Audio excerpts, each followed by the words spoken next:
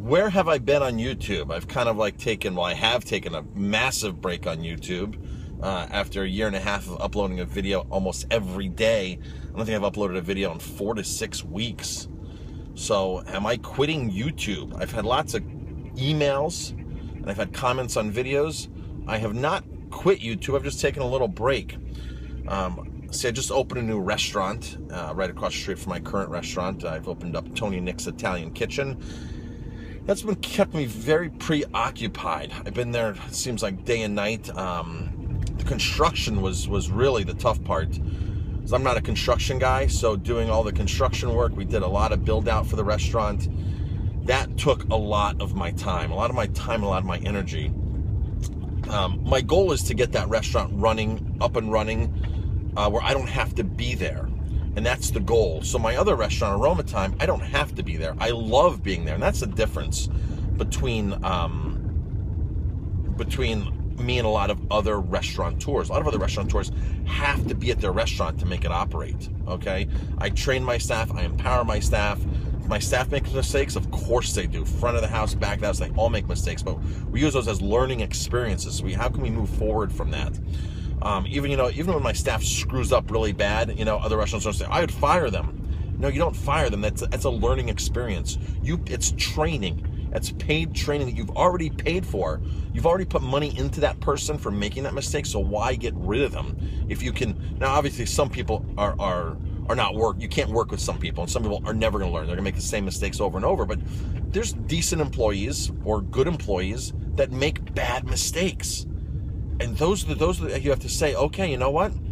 You learned from it. How can we all learn from that mistake? So Aroma Time can run without me. In fact, I don't get to Aroma Time some days till like 10 p.m. at night, especially the first week of opening Tony Nick's. And my rule at Tony Nick's is like I'm there, but they're not relying upon me to get the food out of the kitchen, not relying upon me.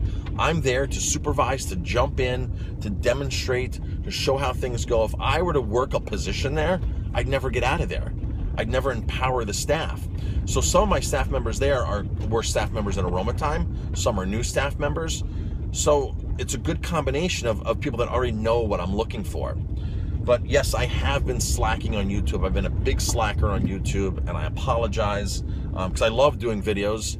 I haven't even been running, which is the sad part, the very, very sad part. I'm actually on my way for running right now, and I'm with one of my new running partners this year. My parents have 3 border collies that I've never taken out until this year, and I haven't taken them out that much. We've gone out several times. So I'm taking Baxter on a trail run. Baxter, come say hi.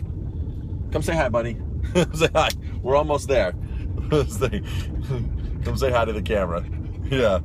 So this is Baxter, and Baxter's a 7-year-old border collie, and Baxter loves to run. My parents have a 14-year-old border collie named Madison, and then a brand new border collie that was just born this April, first week in April, that I named Barolo. Named the dog Barolo. Barolo is a famous Italian region that makes these huge Italian massive wines. So I figured it'd be neat to have a dog that's named after one of my favorite wines. So Baxter and I are going out for a run today, right, Baxter? We're going out for a run today. We're going to do about 6 miles. We're going to do a trail run. This dog loves to run. All border collies really love to run, but the dog has put some miles in with me this summer. And it's, like I said, I've been slacking on running too. I'm probably at a third of what I've been doing last year as far as running. Last year in the summertime, I was running 60, 70, 80 miles a week. I'm lucky. I've only had maybe 3 weeks this year that I've topped 30 miles, maybe 1 week this summer that I've topped 40 miles. So you can see my running has really, really cut back. I think I've been slacking on everything. My diet's been slacking in the biggest way since I'm opening up a new restaurant. I've been tasting a lot of food and trying a lot of different foods that I normally don't eat on a regular basis, and it kind of sucks. I don't have as much energy as I used to. And, you know, every day I try to get back on track, but it's just, we're expanding the menu, and it's just one taste leads to 2 bites, to 3 bites, and all of a sudden I've eaten more white flour or something, or pizza that I've wanted to eat before I can get all the high quality carbs, like all the fruits in and all the smoothies. So that's kind of been a bummer. Not saying I'm not doing it, I'm just not doing it like I was before. And I've noticed a definite energy change. And I used to be able to jump out of bed at 5:45, 6 o'clock, no matter what time I went to bed. Now it's like, it rolls around to 7:15, and I'm like, oh, is it time to get up? You know, it's just, so it's my body definitely notices the differences. But again, my goal is to get this restaurant operational where I don't have to be there. I'm not the person that's the go-to guy, which I'm really not the person that's the go-to guy right now. I mean, a lot of people are still coming to me, but I try to direct them. That's my biggest thing with, my biggest tip to other restaurant owners, man. Don't have the staff bombard you with all the small things. Have a supervisor in place, have management in place.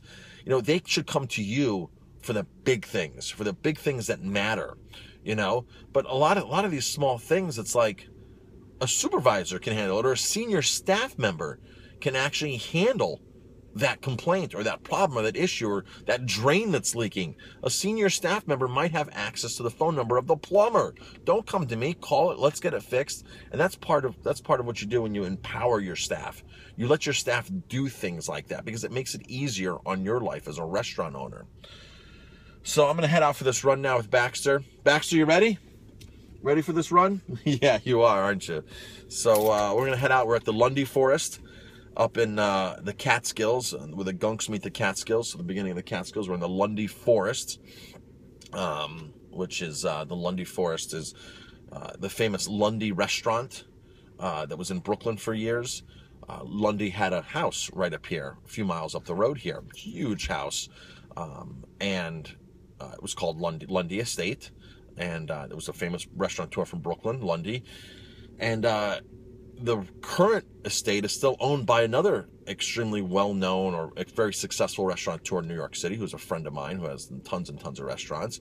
So we're going to run up what's called Dunlaps, and run up through the forest and continue by the house, and then run back on the dirt road. So we're going to get about 6 miles in, probably 3.5 miles of trails. Lots of streams to cross, 2-3 streams to cross, some water, nice amount of hills, and we're going to run back. So I will be back on YouTube soon, I promise. I promise. Once things slow down for me a bit, I'll be back to hopefully my daily videos, and I'll be back on track with my diet and all that kind of stuff. Stay tuned.